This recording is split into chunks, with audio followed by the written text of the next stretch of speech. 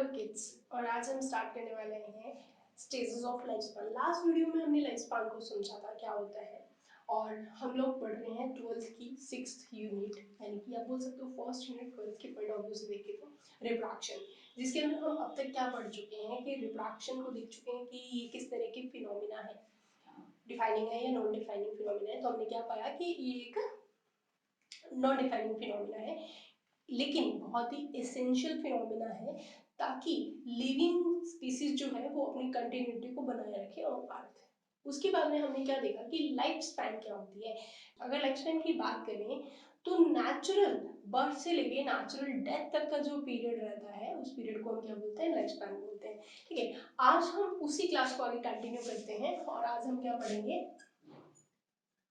Stages of life span. ठीक है, आज का जो हमारा टॉपिक है वो क्या है, स्टेजेस देखेंगे लाइफ स्पैन। और लाइफ स्पैन हमें पता है क्या होती है, ये एक ऐसा पीरियड है बर्थ से लेके नेचुरल डेथ तक का, इस पीरियड को हम क्या बोलते हैं, लाइफ स्पैन। ठीक है, अब हम देखते हैं कि लाइफ स्पैन की कितनी स्टेजेस होती हैं। तो अगर हम इसकी पहली स्टेज की बात करें तो इसकी जो फर्स्ट स्टेज रहती है वो रहती है बर्थ। ठीक है, ये इसकी फर्स्ट स्टेज है। बर्थ क्या है, अगर हम इसके बारे में देखें तो बर्थ जो है एक ऐसी प्रोसेस है जिसके अंदर जो नए बेबीज होते हैं, नई प्रोजेनी होती है या ऑफस्प्रिंग्स होते हैं, वो अपनी मदर की बॉडी से बाहर आते हैं, चाहे वो किसी भी फिनोमिना से, फिजन के थ्रू, बर्डिंग के थ्रू, या फिर स्पोरो, अगर हम सेक्सुअल रिप्रोडक्शन की बात करें तो स्पोर्स के फिनोमिना के थ्रू भी हम बोल सकते हैं, क्योंकि वो भी जर्मिनेट होते हैं। तो अगर हम एक वेल डेवलप ऑर्गेनिज्म की बात करें तो बर्थ क्या है, एक ऐसी प्रोसेस है, it is a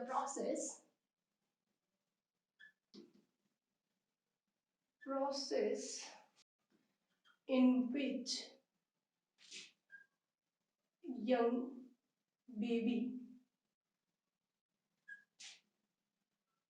comes out, young baby जो होते हैं comes out of its mother's body।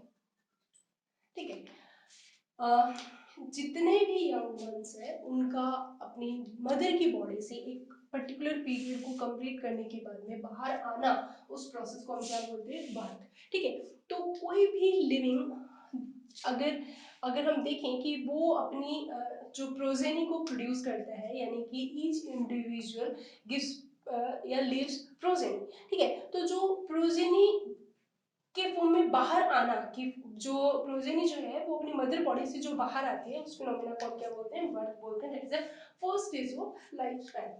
अब हम देखते हैं सेकंड स्टेज। सेकंड स्टेज को बोलते हैं जुवेनिलिटी। ठीक है, जुवेनिलिटी स्टेज कौन सी होती है, देखो इसके अंदर एक चीज क्लियर रखना कि जो जुवेनाइल वर्ड है वो क्या है, जुवेनाइल वर्ड जो है वो एक इंग्लिश वर्ड है, जुवेनाइल, और इसका मतलब होता है, एक इंग्लिश वर्ड है जुवेनिल, और जुवेनिल का मतलब होता है यंग। क्या मतलब होता है, यंग। तो जुवेनिलिटी जो है वो एक ऐसी फेज है या लाइफ स्पैन की एक ऐसी स्टेज है जहां पे एक ऐसा ड्यूरेशन है जहां पे हम मान के चलते हैं कि जो यंग वंस है या यंग बेबीज होते हैं वो मैच्योरिटी को, या फिर ऐसे बोल सकते हैं कि यहाँ पे यंग वंस जो होते हैं वो रिप्रोड्यूस करने वाले जो ऑर्गन्स हैं उनको क्या करते हैं, डेवलप करते हैं। सो हम इसको बोल सकते हैं, यानी कि इस स्टेज के अंदर ऑर्गेनिज्म डेवलप करता है। During this stage,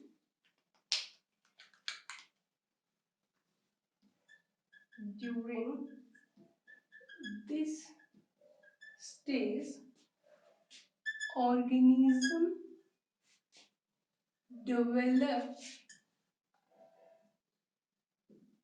capacity to reproduce। ठीक है, तो यानी कि जो लाइफ स्पैन का जो पहली स्टेज थी बर्थ, बच्चे का बर्थ हो चुका है, बच्चा जब बर्थ हो जाता है तो उसके बाद में वो जुवेनाइल स्टेज के अंदर जाता है और इस स्टेज के अंदर उसकी ग्रोथ होती है और जब वो ग्रोथ करता है तो अपने जो रिप्रोडक्शन के लिए रिप्रोड्यूस करने वाले जो ऑर्गन्स होते हैं उनको क्या करते हैं, डेवलप करते हैं। तो जुवेनाइलिटी फेज कौन सी होती है, क्योंकि इस फेज के अंदर ऑर्गेनिज्म क्या होता है, वो डेवलप करते हैं किसको, कैपेसिटी टू रिप्रोड्यूस, यानी कि उसके जो सेक्स ऑर्गन्स होते हैं वो डेवलप हो रहे होते हैं, ग्रो कर रहे होते हैं। So this phenomena, this stage के अंदर ये फिनोमिना कंप्लीट होती है। अब हम देखते हैं थर्ड स्टेज, मैच्योरिटी।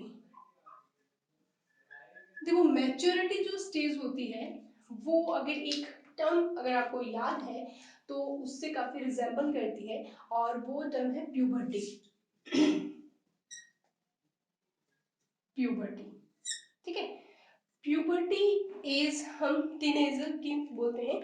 प्यूबर एज जो होती है वो काफी क्रूशियल बोल सकते हैं, काफी इंपॉर्टेंट स्टेज होती है और इसके अंदर जो हॉर्मोन्स का लेवल होता है वो काफी फ्लक्चुएट कर रहा होता है। रीजन ये होता है क्योंकि मैच्योरिटी स्टेज के अंदर रिप्रोडक्शन या रिप्रोडक्टिव ऑर्गन्स होते हैं जो फंक्शनल हो जाते हैं और वहां से रिप्रोडक्टिव हॉर्मोन्स रिलीज होते हैं और इस एज को हम क्या बोलते हैं, बेसिकली प्यूबर्टी यानी मैच्योरिटी। जब मैच्योरिटी आती है यानी कि प्यूबर्टी स्टेज आ रही है तो उस ड्यूरेशन के अंदर जो हमारी मेन फिनोमिना है, स्पीसीज को लाइफ में बनाए रखने की जो फिनोमिना है वो इसी स्टेज के अंदर कंप्लीट होती है। यानी कि इस स्टेज के अंदर हमें क्या देखने को मिलता है, रिप्रोडक्शन। इस स्टेज में हमें क्या देखने को मिलेगा, reproduction.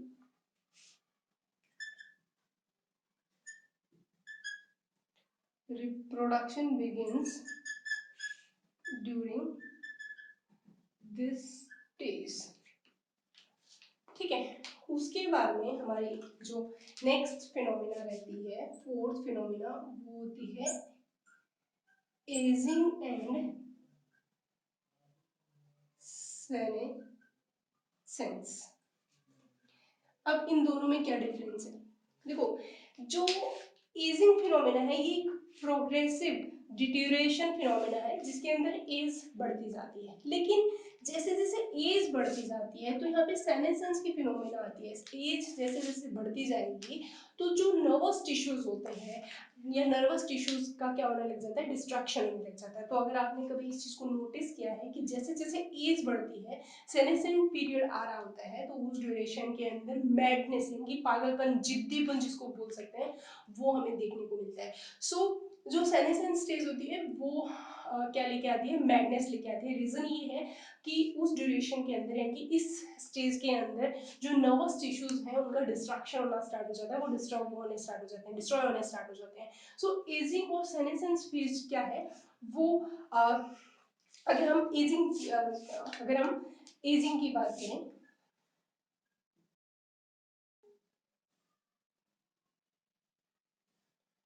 Progressive in the organism, ठीक है।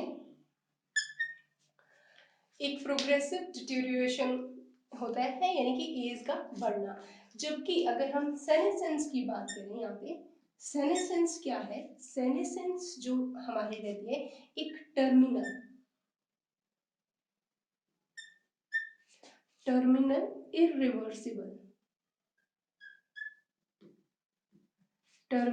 इरिवर्सिबल, स्टेज ऑफ किसकी, एजिंग की,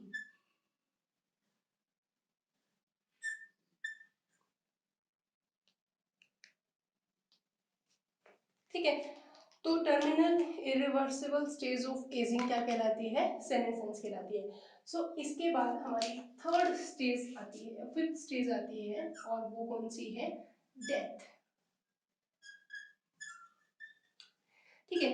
डेथ स्टेज कौन सी होती है, डेथ स्टेज होती है सेनेसेंस स्टेज होती है वो फाइनली लीड करती है किसको, डेथ को। तो senescence stage finally leads to death, ठीक है। ये हमारी सारी की सारी स्टेजेस ऑफ लाइफ स्पैन, यानी कि लाइफ स्पैन क्या होता है दोबारा से रिकॉल करते हैं। लाइफ स्पैन हमारा एक ऐसा पीरियड होता है जहाँ से बर्थ से लेकर नेचुरल डेथ का पीरियड है। अब जो लाइफ स्पैन है उसके अलग अलग स्टेजेस हैं। बर्थ है, जुवेनिलिटी है, मेच्योरिटी है, एजिंग, सेनेसेंस और लास्ट में कौन सी आती है, डेथ। तो हम इन सबको क्लियर किया कि बर्थ तो एक ऐसी फिनोमिना थी जिसके अंदर यंग वंस अपनी मदर की बॉडी से बाहर आता है। जुवेनाइल जो वर्ड यूज करते हैं वो यंग के लिए यूज किया जाता है। इनकी जुवेनाइलिटी ऐसी स्टेज होती है जहाँ पे ऑर्गेनिज्म क्या करता है, ग्रो कर रहा होता है, डेवलप कर रहा होता है, अपने रिप्रोडक्टिव ऑर्गन्स की क्या हो रही होती है, वहाँ पे डेवलपमेंट हो रही है, इसके लिए रिप्रोड्यूस करने के लिए। उसके बाद में प्यूबर्टी एज आते हैं या मैच्योरिटी एज बोल सकते हैं। उस स्टेज के अंदर ऑर्गेनिज्म जो है वो वेल डेवलप हो जाता है, उसके अंदर जो रिप्रोडक्टिव सिस्टम है वो वेल डेवलप हो जाता है और वो फंक्शन करने स्टार्ट कर देते हैं। रिप्रोडक्टिव सिस्टम जब फंक्शन करेंगे दैट मीन यहाँ पे किसकी स्टार्टिंग हो रही है, रिप्रोडक्शन की स्टार्टिंग होती है, यानी कि गैमेट्स का फॉर्मेशन होने लग जाएगा, सेक्स हार्मोन्स बनने लग जाएंगे। सो इस स्टेज को हम क्या बोलते हैं, मैच्योरिटी यानी कि प्यूबर्टी स्टेज। उसके बाद में फिर हमारे पास क्या आता है, एजिंग आती है, यानी कि एजिंग जो होती है प्रोग्रेसिव फिनोमिना है जिसके अंदर एज क्या होती रहती है, बढ़ती रहती है। एज बढ़ने यानी कि एजिंग की जो टर्मिनल स्टेज होती है रिवर्सिबल होती है और उसको हम क्या बोलते हैं, सेनेसेंस फेज। सेनेसेंस फेज के अंदर क्या होता है, नर्वस टिश्यूज हैं डिस्टर्ब होने लग जाते हैं, डिस्ट्रक्टिव होने लग जाते हैं, जिससे कि मैडनेस या मतलब इरिटेशन वगैरह ये सारी चीजें क्रिएट होने लग जाती है। और लास्ट में जो हमारी स्टेज होती है वो कौन सी होती है, डेथ। डेथ जो है वो, ये क्वेश्चन आया हुआ अभी है एग्जाम के अंदर कि कौन सी स्टेज होती है लाइफ स्पैन की जो डेथ को लीड करती है। तो डेथ को लीड करने वाली स्टेज कौन सी होती है, सेनेसेंस स्टेज होती है जो कि आगे लीड करती है इसको, डेथ की। तो ये सारे के सारे हमारे क्या थे, स्टेजेस ऑफ लाइफ स्पैन, जो आपको बहुत बहुत अच्छे से समझ में आने चाहिए, क्योंकि आगे की जो फिनोमिना है वो हमारी किसके ऊपर चलने वाली है, मैच्योरिटी स्टेज के ऊपर, जिसके अंदर हम देखेंगे कि मैच्योरिटी फेज के अंदर किस तरीके से रिप्रोडक्शन की फिनोमिना कंप्लीट होती है। लेकिन उससे पहले हम देखेंगे कि रिप्रोडक्शन प्रोसेस है क्या और कितने टाइप की होती है और कैसे होती है। तो ये सारे क्वेश्चंस हम देखेंगे नेक्स्ट क्लास के अंदर, नेक्स्ट क्लास में। सो नेक्स्ट क्लास में फिर से मिलते हैं। Thank you.